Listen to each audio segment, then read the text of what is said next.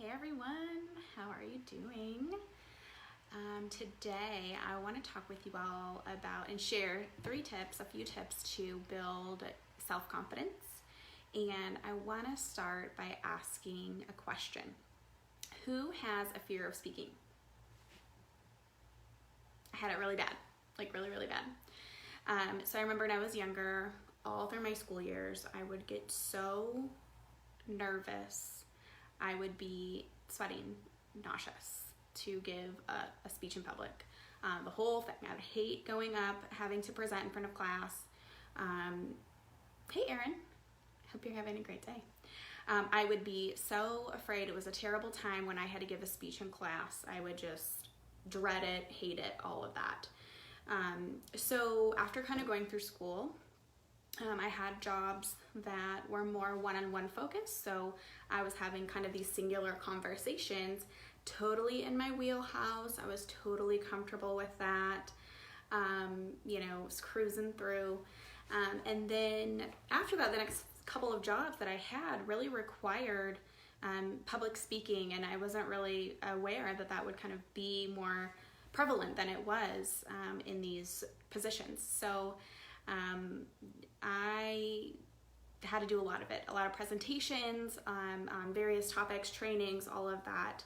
And so I presented to many different groups, young people, old people, people who were paying no attention, people who were hanging on every word, scrutinizing what I said, asking questions.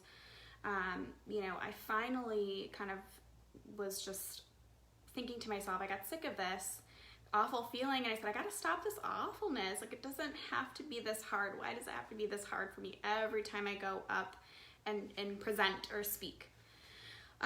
So here are my tips to helping me overcome my fear of speaking and build my confidence. So this helped not only build my confidence with public speaking, but I think these tips are really universal. They can be used through your life in general. But I'll kind of stick to my example of the public speaking with it. But recognizing, number one is going to be recognizing self-doubts. Okay, so what are the negative things that we're telling ourselves? What's our story? What's the narrative that you're telling yourself? Is it something that you have been told, whether that's spoken or unspoken? So, messages that we receive when we're younger, is that from teachers, our group of friends, our family? Maybe something happened to you when you were younger. You maybe had some confidence and then no longer did after a certain event. So I do see a lot of damage done by peers. So when we're younger, they're really important to us, our peers, and kind of that bullying or teasing or things will come in there, and we're really impacted by it because we're so afraid, and we're impacted by the judgment of others. So that's really difficult sometimes to kind of come back from. And for me specifically, looking back, I can see that when I was younger, there was a lack of confidence in my younger self, and my ability to think that my voice was important or commanding, that was missing for me. And sometimes I would maybe act that way, but I didn't necessarily feel that that was true. And so, the things that come along with that. And so, some of the other stuff in social settings when I was younger, just messing up and the laughing or joking around, whatever. But that can be, pretty impactful. And so just kind of noticing, what are the things that we're telling ourselves? What are the stories that we were told or that we believed about growing up? What about our capabilities? What about our strengths and weaknesses? What about our voice is important, or maybe was told that we weren't important? Number two is going to be being in control of your emotions. So this one can be really challenging for folks and understandable, but something that's going to really carry some major benefits for you, regardless of if that's at work, in a parenting setting, in a relationship, whatever that is kind of understanding and kind of being in control of your emotions. So when you have this incredible feeling of fear, so that was what I was experiencing when I would go up and try to do these presentations,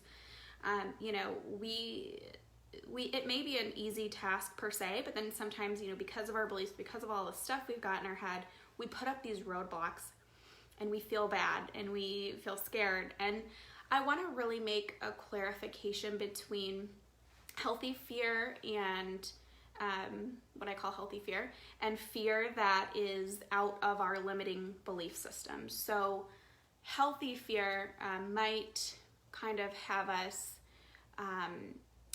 really just kind of being aware of maybe our surroundings, or being aware that, we shouldn't, I don't know, we shouldn't ride our bike where there's a hole because we're going to fall in, right? We're scared of the consequence of that. But what I'm really talking about more so is our limiting belief system. So when we've got that limiting belief system, our fear might be coming from, well, you're not qualified, or you're not worth it, or you're not able, you're not capable. So sometimes we have to really pay attention and differentiate is probably not a word, differentiate what is that healthy fear, what is our limiting beliefs, where does that fear come from? Is it that fear of judgment? Is it that fear of making a mistake? What does that look like for folks? So being in control of that is first identifying what those emotions are, where they come from, and becoming in control is kind of having those conversations about it with yourself. Okay, deciding, okay, are we going to let this fear come up? Is this a real fear? Is this something that we're just telling ourselves? How are we going to deal with this? And what are you doing to really kind of combat those emotions that you have? So for me, there was a lot of things I needed to do. I needed that positive self-talk. I needed to pump myself up, before those speeches. I needed to breathe. I needed to ground myself, grab things, like notice that I was here in the present and I'm not spinning these tales of mistakes and failure. Like that's not, helpful when you're trying to do something and be successful at it. So really also tuning into that inner dialogue, the inner fears and emotions. I think that's something that we as a society, as people, are missing because we're not taking that time to sit and reflect. We are on the go. We're on the go so much, and we don't sit and reflect and look internally. We're looking at everything else, what's impacting us, what's triggering us, like what's coming in from the outside. But why is that happening? We need to look inside for that. So that's a lot. That's a lot of work mentally that we need to do, emotionally that we need to do, and that may be some area that you might need support with, and that's totally fine. But just some things to think about and incorporate. And so number 3, my tip to help build that confidence is to actually do the thing, do the action, give the speech, whatever that looks like for you. So we have to actually do it to see, can we survive this? Can we be successful at this? Repetition is key. So we're pounding in our head that we can do it, we can complete this action, we can survive the task. Go back and look at your success and rely on that to inform how you can move forward in the future. So sometimes success is just completion. Like actually I might have given, I think in my early days of trying to really combat my fear of speaking was I would get up and give this presentation. I was like, oh gosh, I said words wrong. My voice cracked, like I was sweating, I was like shaking.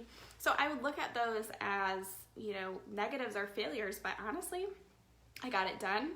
And I improved every single time. So we look back at those experiences and we say, okay, I'm able to succeed. I can get through it without running off stage or whatever it is that, that we may define success. And for me, again, I had to have that conversation before, pumping myself up and saying, hey, you got this. You're totally fine. You don't even need to feel nervous. You're never going to see these people again. I love saying that. It helps me out a lot. You're never going to see these people again. Who cares? Right? So, breathing. Breathing was so important for me to get rid of those jitters and those, those fearful feelings. So kind of going through those steps, and now, I have no idea how many presentations I've given in my life. Easily well over 100, maybe even 200. In my career. So I gave presentations at conferences for work on a regular basis, whether that was training people or just kind of pitching ideas or whatever it was, all different types of things. So that happened a lot for me. And so I got a lot of that experience. And then I even signed up, additionally to that, I even signed up to serve as an adjunct faculty member. So a lot of that speaking was part of the job of being the adjunct faculty member. So, and now I'm here doing this now. So, it's really about tuning in and making those mindset shifts to really make a difference in how you can increase your confidence and overcome the barriers a lot of times that we've set for ourselves and that we put those limits on ourselves. And so, I have a full coaching program for this with more steps and things like that. But I just want to reiterate the 3 takeaway points that you can start practicing today. And that's 1, recognizing your self-doubts. 2, becoming in control of your emotions. And 3, just doing the thing. Repeating is the key to success. So thanks everybody for tuning in today. I'm so excited I got to share this information with you, and I hope it's helpful.